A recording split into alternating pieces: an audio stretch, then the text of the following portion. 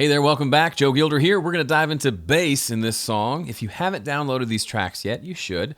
homestudiocorner.com/MT for mix together.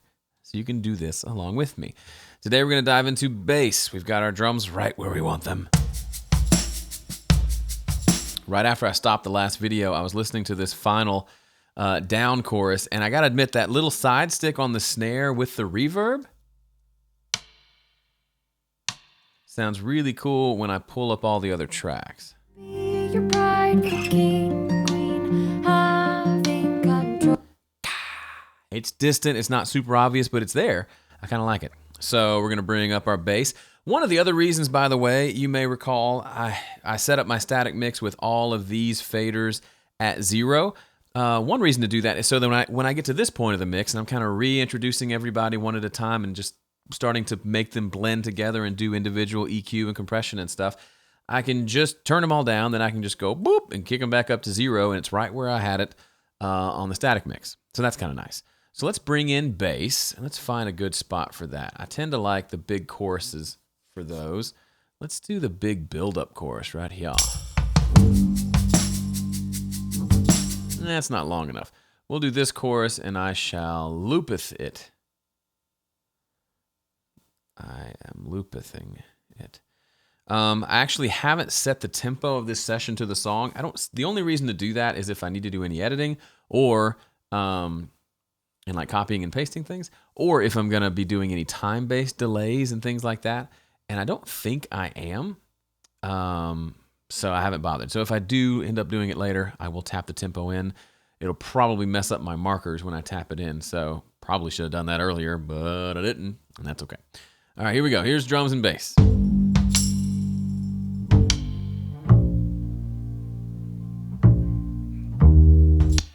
So the cool thing about upright bass, okay, it has so much character. It's got a surprising amount of low end. You always expect it not to, but it does. But what makes you, the biggest crime you can commit when mixing upright bass is for it to just sound like a normal bass in your mix.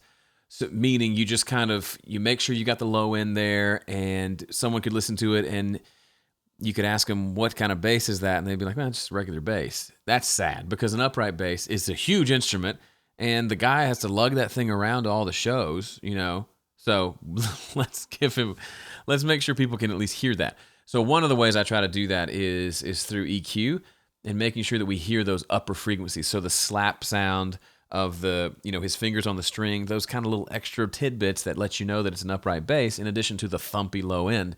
To me, it just adds a lot more character. Now, when I'm recording this, when I record upright bass, I usually put a bass drum, kick drum style microphone down low on the F hole to pick up the low end. And a lot of times I'll combine that with maybe a condenser or even just like a 57 up high to catch some of those upper frequencies and the slapping and the string noise, so I can blend that in if needed. That's not necessary here. It was recorded well, it sounds like. I just need to kind of mess with it a little bit. So now I'm going to just solo it for just a second and mess with it to see kind of where the frequencies are that I can boost to feel a little more of that, stringy, slappy sort of sound.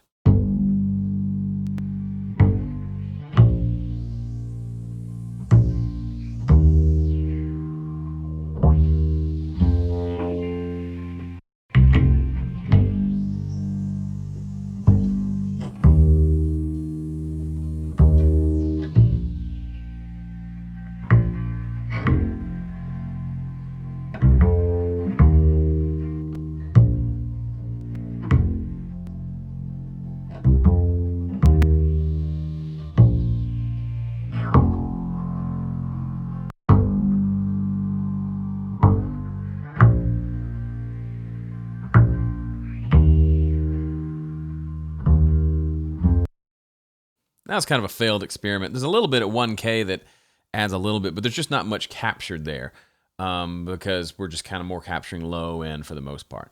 So let's just mess with the tone of this thing, get the mid-range kind of under control so we can really hear the low end.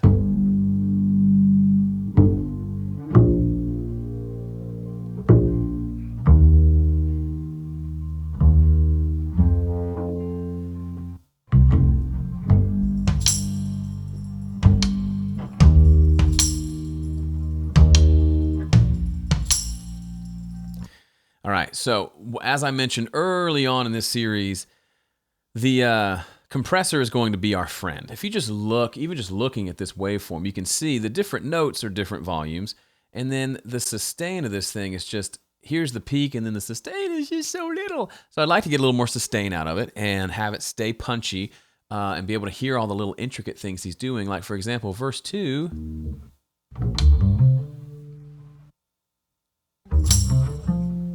He's doing some cool stuff. It's just going to be hard to really hear it. So we're going to probably compress this more than you might feel comfortable. I'm going to make you uncomfortable. So that we get some of that out of there. Because we really want to hear this thing sing. So I'm going to go to, let's go to this chorus first, and we'll check it back in that verse. What I'm thinking, normally on bass, I set the attack time to something like 50 milliseconds and then go quicker on the release so that it hits and then lets go. It has to let go for that sustain to come up, right? So that what causes it compression to have more sustain is the compressed part gets turned down, the quiet part gets turned up when the compressor lets go, and the output gain is applied. Does that make sense? Okay. So let's go with let's go 4-to-1 ratio. Let's go just no knee, just pretty straightforward attack or straightforward knee setting. And let's just get it squashing a little bit, see what happens.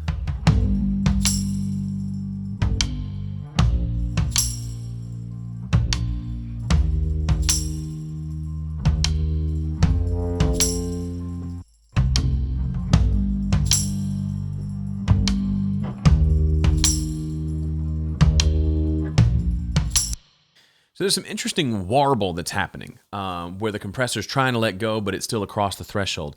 So I need to find the threshold point where most of the sound is coming through. So we come just below that with the threshold so that it really compresses those thumpies and then lets go. That's what we need. I had it down too low, so I just turn the ratio up just for a minute so we can find that spot. And you know what? Let's do this in solo. It'll be easier to hear it.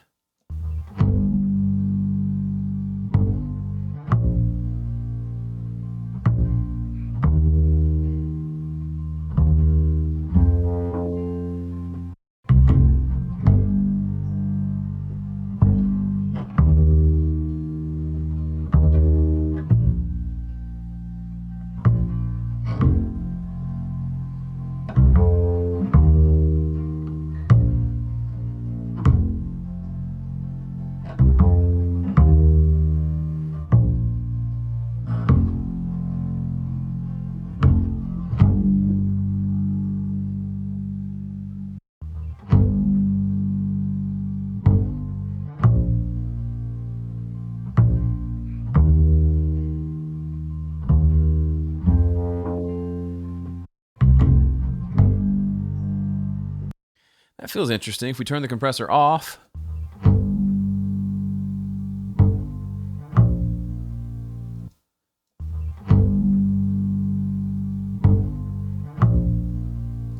so the front end of the note feels roughly the same, a little snappier, but the back end of the note has more sustain.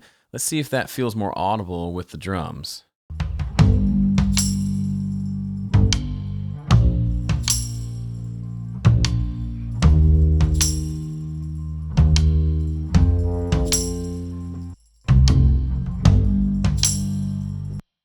I'm going to switch the order of the compressor and the EQ because I want to mess with the EQ more, and that'll trigger the compressor differently. So let me do that.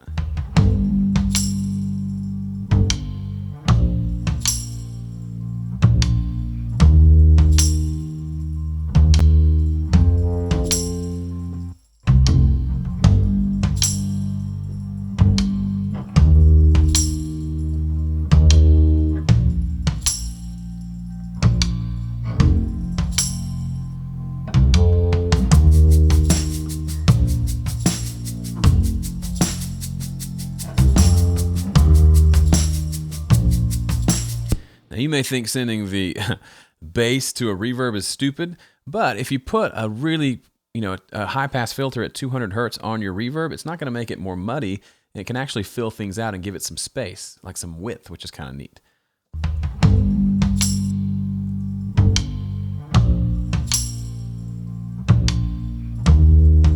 I'm not entirely sure this is where the bass needs to be.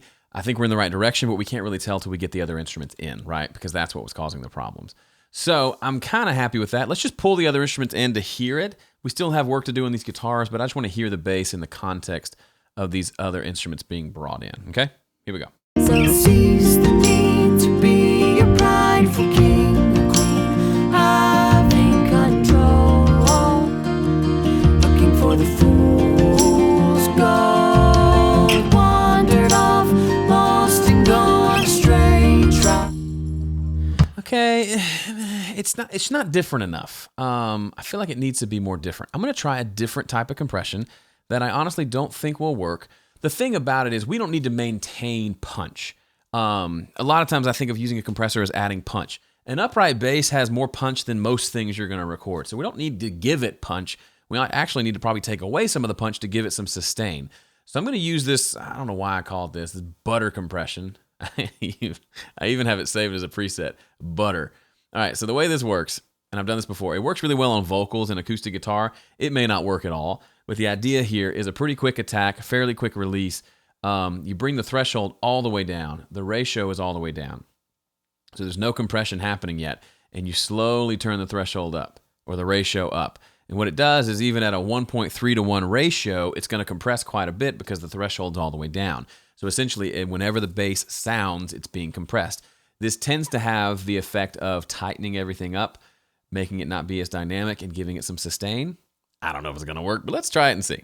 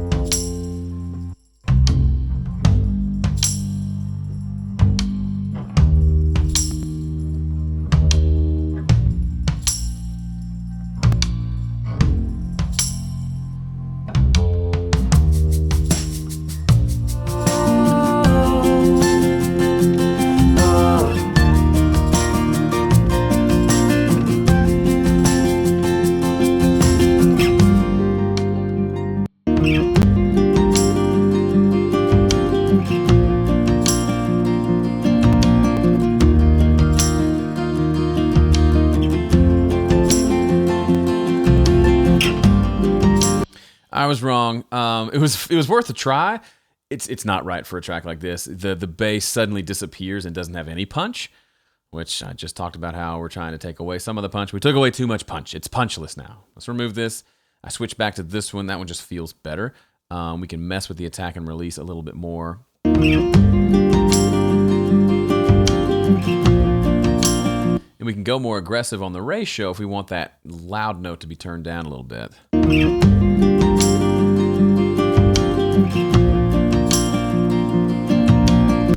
That's it. That's our solution. Okay, so to recap, we're letting the attack through. We've got a 50 millisecond attack time, but we need to slam it down also. So what we're doing is we're using a pretty high ratio, and we could probably, honestly, come on. Oh, I'm soloing the wrong thing, you dummy. We can probably try getting a faster attack time. That may help as well.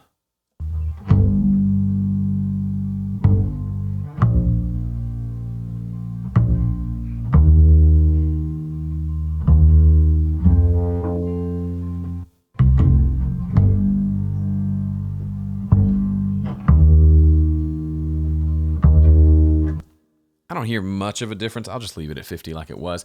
What I heard in the context with the other instruments is when I went to the really high ratio, like 11, 12 to 1, suddenly when the signal does cross the threshold, it's getting slammed, which means We can turn up the output gain a little bit more, so the loudest part stays about the same volume. That the sustain part, though, is continually increasing in volume, so we have a more consistent sound. It's still punchy, it still catches your ear and sounds like an upright bass, but it seems to, at least to my ear, blend in and sit more evenly across the attack and the sustain.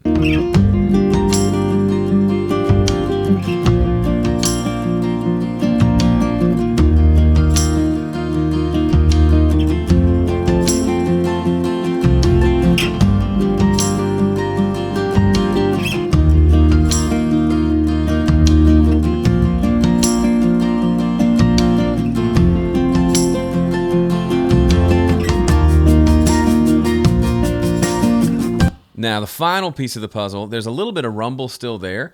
I wonder if we roll off just a little bit of low end, like the 40 hertz range, if that would clear things up. Again, we don't even have a kick drum, so it's not like we need tons of low end. It's not a hip-hop mix, right? Nothing against hip-hop, it's just this is very much not that. So I wonder if we roll off some of this, if that'll help.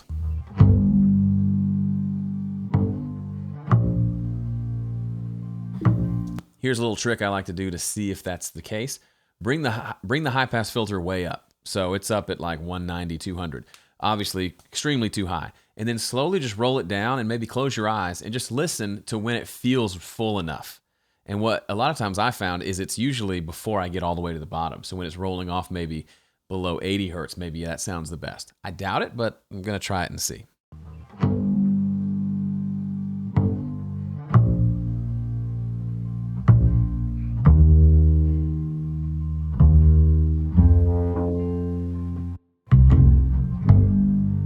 Okay, so it felt better at like 50 hertz, so I was kind of right. Let's see if it sounds any different when we turn this on and off, though.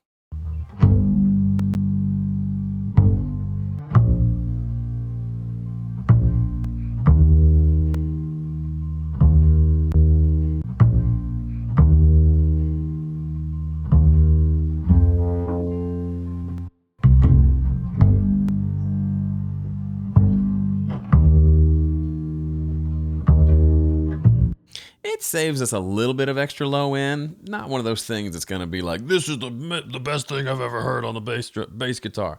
It's just kind of, it's a little something. You could live with or without it. I think it'd be okay. But I think that works okay. Now we introduce the guitars and mandolin again, and now the bass feels like it's sitting on top of the mix better.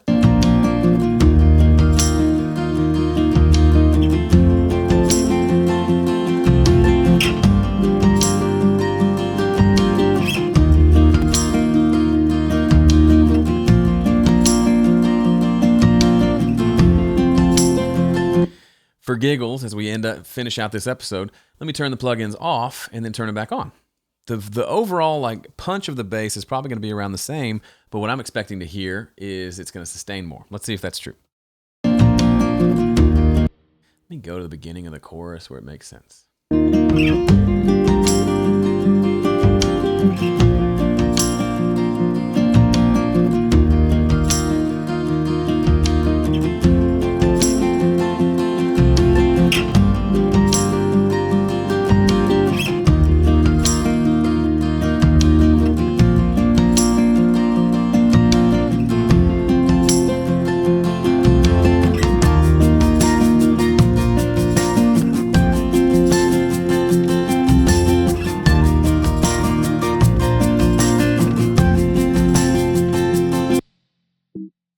I'm not completely in love with it. I feel like some of the low end got lost. I'm going to turn that high pass filter off.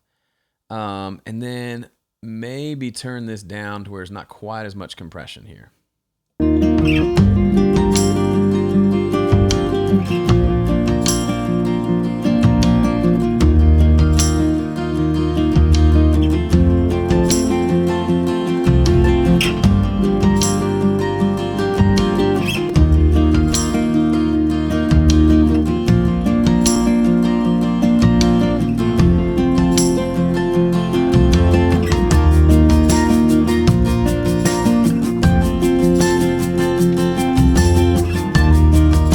Okay, that feels pretty good. So I raised the attack time a little bit up to 70. Felt like it gave me a little more punch because I like the original punch of the unprocessed bass track.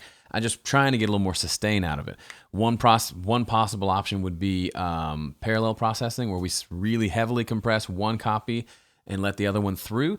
That may be something to try in the future, but I'm going to leave it as is for now. I'm pretty happy with the way it sounds, and I think once we EQ the guitars and get them to be a little less muddy, I think the bass will shine through even more. Again, we're listening to this against unprocessed guitars, which especially that one guitar needs to be a little bit less full and muddy. So once we do that, I think we'll be in good shape, and that's probably where we're going to dive in the next video, dealing with those guitars. So stick around. Thanks for watching. See ya.